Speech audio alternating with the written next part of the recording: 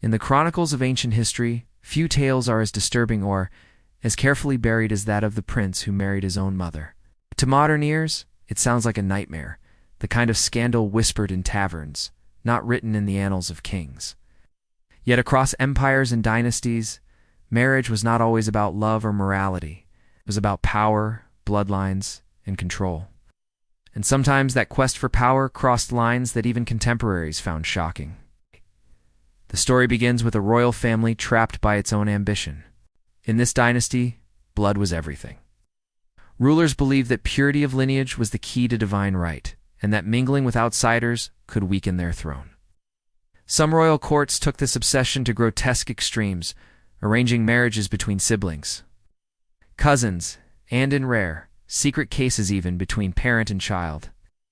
The justification was simple: keep the blood pure, keep the power secure. The prince in this tale was born into such a world. From childhood he was told he carried not just royal blood, but divine essence. His mother, a queen, revered almost as a goddess, was seen as the earthly vessel of sacred power. To the court, she was not just a woman, she was the embodiment of legitimacy itself. To bind the son to the mother was, in their eyes, to bind the kingdom into one unbroken circle of power. But behind the ritual and rhetoric lay something far darker. Ancient sources describe whispers in the palace of forced unions, of young heirs pressured into roles they could not refuse. The mother, whether willing or coerced, became both parent and bride. For the prince's duty was twisted into desire, and desire into a public spectacle. Their marriage was celebrated in official decrees, parades, and ceremonies, yet privately it reeked of scandal. Even in a time when sibling marriages among royals were tolerated in certain empires, the union of mother and son crossed a line. Priests and scribes struggled to justify it. Some claimed it fulfilled prophecy, others insisted it was the will of the gods. But beneath these excuses lay an unspoken truth. This was not about faith or destiny, it was about control. The queen held immense influence, and by marrying her son, she ensured that no rival, no outsider, could ever claim the throne through him. To the people, however, whispers turned into outrage. Commoners spoke of curses, of divine wrath, of kingdoms doomed by sins too great to be forgiven. Foreign courts mocked the dynasty, calling it degenerate and corrupted. Yet within the palace, the marriage was defended with iron resolve. What outsiders saw as abomination, insiders claimed, was a necessity. This is where our dark journey begins. With a prince bound to his own mother, his life forever marked by the most forbidden union in royal history. But who was this prince? And what drove his court to embrace a scandal that shocked the ancient world? The prince's story did not begin in scandal, but in suffocating expectation. From the moment he was born, every cry, every gesture, every step was measured against prophecy and tradition. He was not seen as a child, he was seen as a vessel of destiny. His birth was celebrated across the kingdom with sacrifices, songs, and decrees. But within the palace walls, it marked the beginning of a carefully controlled life. The queen, his mother, held unmatched power. Some called her a ruler in her own right, others whispered that she ruled even more strongly than the king himself. To her, the young prince was not only a son, but also a key to cementing her influence. Palace tutors drilled him in the arts of war, governance, and sacred ritual. But it was she who oversaw his every lesson, shaping him into a reflection of her will. From early boyhood, the prince was told he was different. He ate from golden dishes while peasants starved. He was cloaked in silks, while soldiers marched barefoot. And always the words of the court rang in his ears. Your blood is divine, your mother is the goddess who bore you. To rule, you must keep the blood unbroken. These lessons were no ordinary teachings, they were chains, binding him to a destiny he had no power to refuse. Behind the scenes, a struggle brewed. Ministers and rivals within the court questioned who would truly rule when the old king was gone. Would the prince take the throne? Would the queen continue her reign through him? The queen, aware of these whispers, tightened her grip. And it was here that the first seeds of the unthinkable were planted. If the prince married anyone else, another family would gain influence. But if he married his mother, the circle of power would never break. The boy grew into a young man, admired by some for his education and feared by others for his aloofness. Yet beneath the public image, his life was filled with isolation. He was forbidden from forming bonds outside the palace, denied the friendships and loves that most youths knew. The queen's constant presence in his life blurred the boundaries of mother and ruler, nurturer and captor. Ancient sources suggest that by the time he came of age, the decision was already made. Court priests began weaving myths that declared his union with his mother was sacred, foretelling peace and eternal strength for the dynasty. Whether he believed these prophecies or simply obeyed them, we may never know. What is certain is this: his fate was sealed before he could ever choose it. The stage was set for one of history's most forbidden unions. But how did the courtier and the people react when the whispers turned into reality? The day of the wedding arrived cloaked in both grandeur and unease. Trumpets blared, priests lit incense, and nobles gathered in robes of silk and gold. To the public eye, it was meant to look like a sacred union, one written in prophecy and ordained by the gods. But beneath the pomp and ceremony, the atmosphere was heavy with whispers, disbelief, and barely concealed horror. The queen walked down the ceremonial path not as a grieving widow or mother, but as a bride. Her son, the young prince, stood waiting at the altar in full regalia, wearing the crown of his ancestors.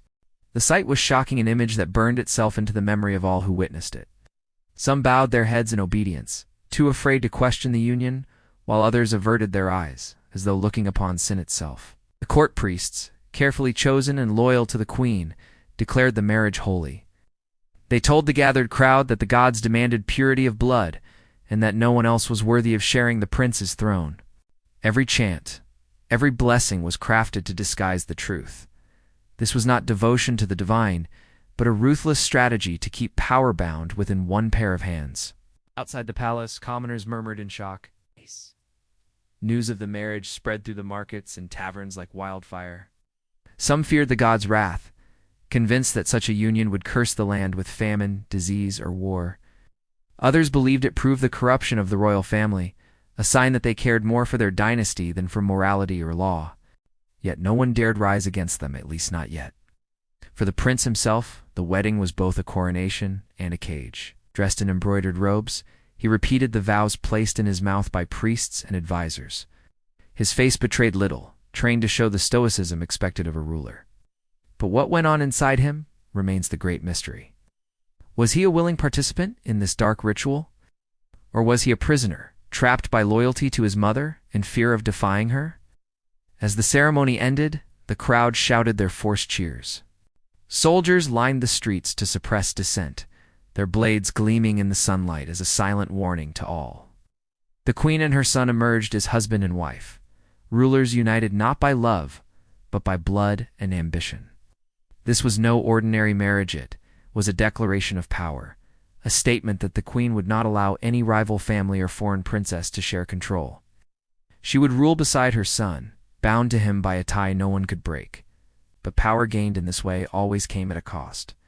Behind the curtains of celebration, the court simmered with anger. Ministers plotted, nobles whispered in secret, and enemies beyond the palace walls sharpened their knives. The marriage had secured the dynasty for now, but it had also lit a fuse.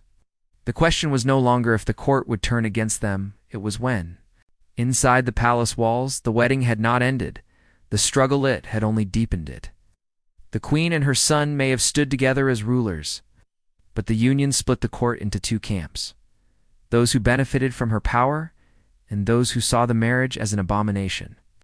The first group, loyal generals, priests, and officials who had prospered under the queen's rule, clung tightly to her side. They had been rewarded with land, wealth, and influence. To them, her marriage to the prince was a guarantee that their privileges would continue, untouched by rivals. They praised the union loudly in public, calling it divine will and sacred law. But the second group remained silent, biding their time. They were the ministers and noble families whose power had been cut short by the queen's dominance. They had hoped the prince, once grown, would break free from his mother's shadow and bring balance back to the court. Instead, he had been drawn even deeper into her grasp. To them, the marriage was not only unnatural but also a dangerous consolidation of power. These silent enemies began to weave their plots carefully. Open rebellion was possible not yet. The queen's spies roamed the palace halls, her guards watched every move, and even a careless whisper could cost a man his life. But discontent had a way of spreading like rot in the foundation of a house. Some nobles began reaching out to foreign powers, hinting that alliances could shift if the dynasty crumbled. Others encouraged rumors among the people that famine, disease, and strange omens were punishments from the gods for the forbidden marriage. And within the palace, trusted servants became messengers, carrying secrets from chamber to chamber. The prince, caught between loyalty to his mother and the weight of the throne, grew increasingly isolated. Every conversation was a trap. Every gesture was watched. Even his closest advisors spoke in riddles, testing his loyalty before revealing their true thoughts. He was a ruler surrounded by shadows, and though he sat beside his mother on the throne, he was a prisoner of suspicion. The queen, however, believed she had outmaneuvered them all. She dismissed the murmurs as cowardly gossip, trusting that her network of spies would silence any threat before it took root. But in truth, the walls were closing in. The union that was meant to secure her dynasty had instead awakened a storm of resentment. History shows us that when power is concentrated too tightly, it breeds both envy and rage. The queen and her son had bound themselves together in a way no one could challenge openly, but by doing so, they created enemies willing to destroy them in silence. The stage was set for betrayal, one that would come not from beyond the kingdom, but from the very people sworn to serve them. The whispers in the palace corridors soon took shape into something far more dangerous. What began as hushed conversations turned into meetings in hidden chambers, where oil lamps burned low and servants were sent away under false errands. The queen and her son had ruled with unshakable confidence, but behind their backs, a conspiracy was forming. At the heart of it were the old noble families, the ones whose bloodlines traced back centuries, long before the queen rose to power. They saw themselves as guardians of tradition, keepers of the natural order that bound family, faith, and politics. To them, the marriage was not just scandal, it was sacrilege. By wedding his mother, the prince had not only broken the laws of men, but defied the laws of the gods. The nobles crafted their plan with precision. First, they would weaken the queen's image by feeding the people's fears. Rumors spread through the streets. Crops were failing because of her sin. Storms raged because the gods were offended. Plagues crept into homes as divine punishment. Each disaster, whether real or exaggerated, was tied to her forbidden union. The common people began to whisper the same phrase over and over: the land is cursed. At the same time, the conspirators reached out to military commanders, who had grown uneasy with the queen's dominance. Armies were loyal, but loyalty was fragile when faced with famine and unrest. Gold, promises of land, and secret oaths of honor began to sway even hardened generals. The prince, unaware of the full scale of the treachery, sensed the tension but clung to his mother's reassurances. She told him, "We have survived worse. It will not dare to move against us." But her confidence blinded her to the subtle cracks spreading through her court. Every feast was attended by smiling faces, but behind the laughter were eyes that lingered too long, hands that trembled slightly when raising their cups. One night, a servant loyal to the old nobility slipped into the prince's chambers with a warning disguised as a prayer. "The gods are watching. Blood will answer blood." The message was cryptic, but it marked the moment when whispers became a promise of action.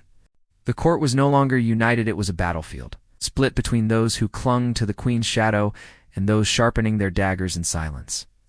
Each day, the tension grew thicker, the air heavy with secrets. The queen's throne seemed unshakable, but beneath it, the foundation was crumbling. Soon, the conspiracy would erupt. And when it did, it would not only test the queen's grip on power, it would expose the prince to a fate darker than even he could imagine.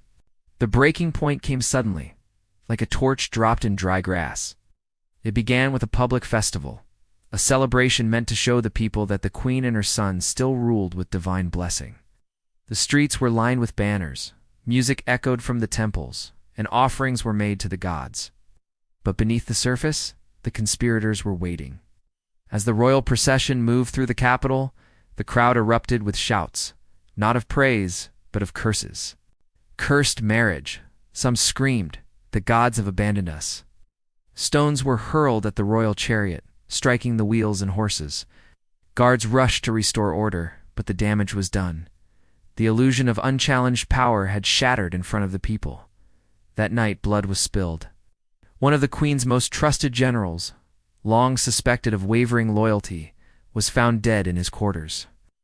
The official story was suicide, but whispers spread that he had been murdered silence before he could betray the throne. Whether true or not, his death only deepened the fear and suspicion within the court. No one knew who was loyal and who was already part of the plot. The prince, once shielded by his mother's dominance, began to realize the trap closing around him. He confided in his closest advisor, asking, "Are they after me or her?"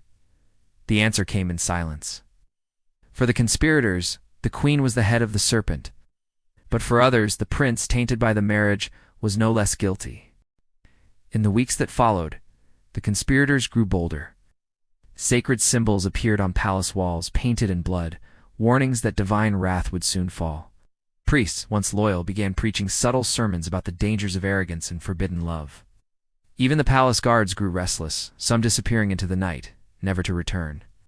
The queen, however, refused to bend. She ordered harsh punishments, having suspects dragged into dungeons and tortured for information.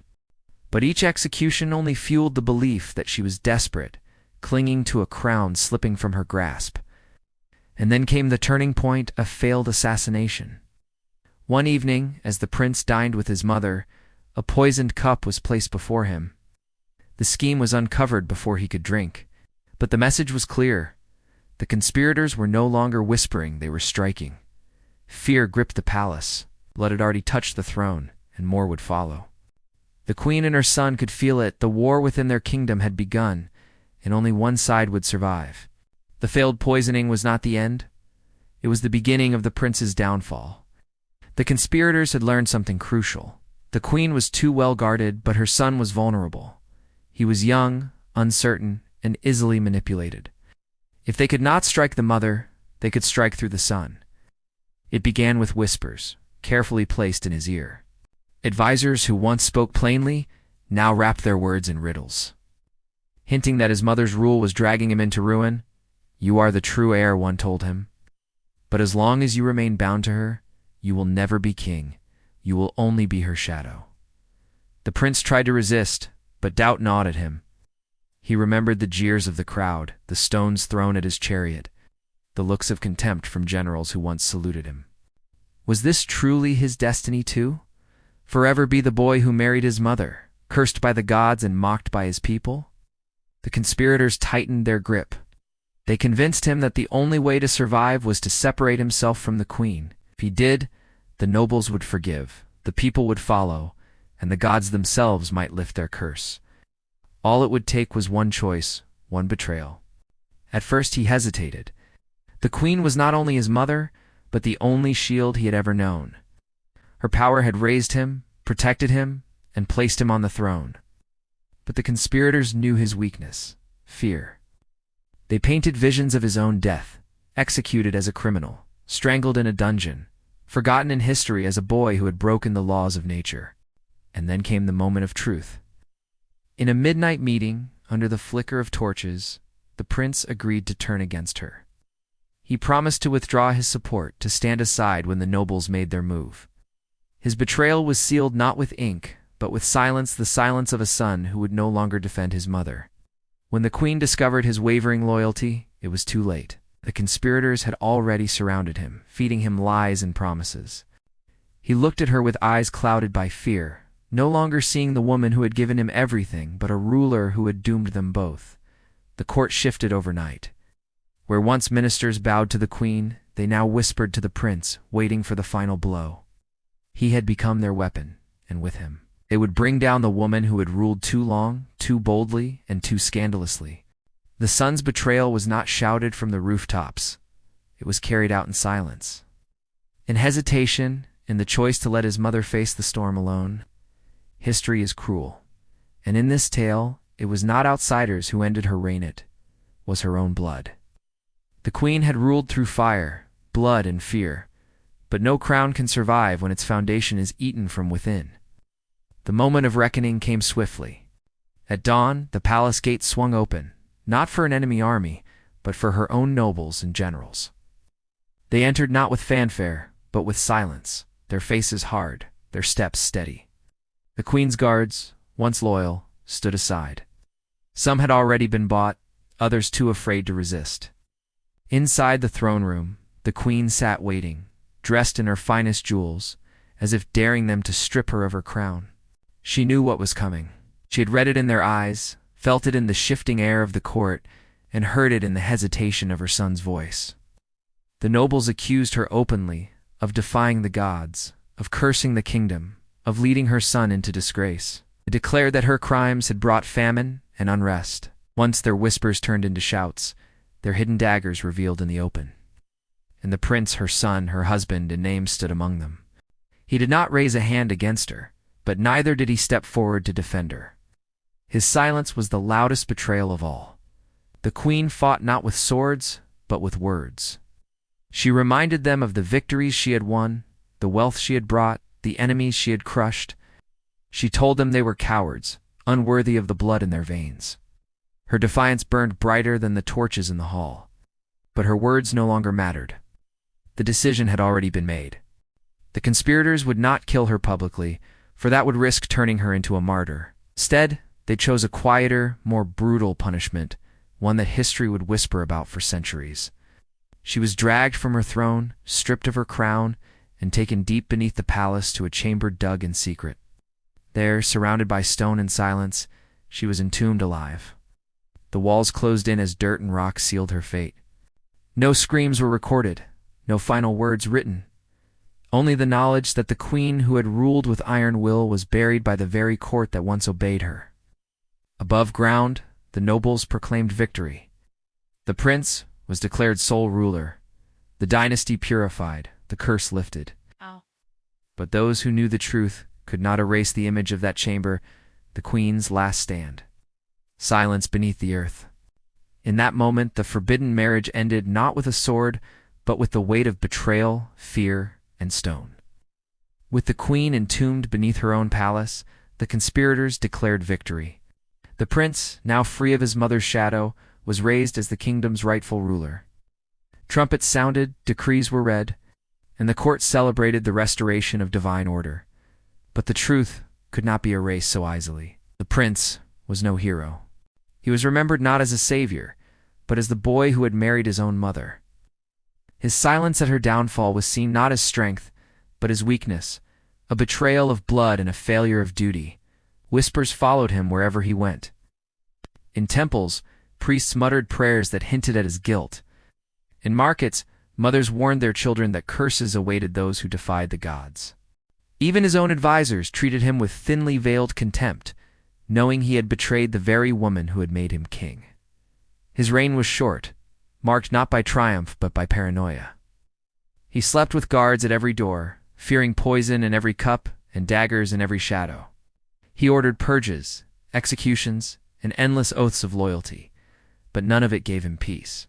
The people did not fear him the way they had feared his mother. They pitied him, and in politics, pity is more dangerous than hate.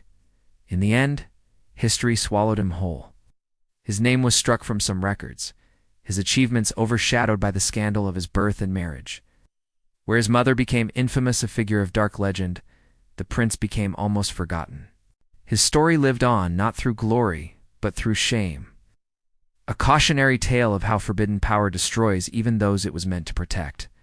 And yet the echo of his life lingers. It reminds us of the fragile line between devotion and corruption, between love and manipulation, between family and politics.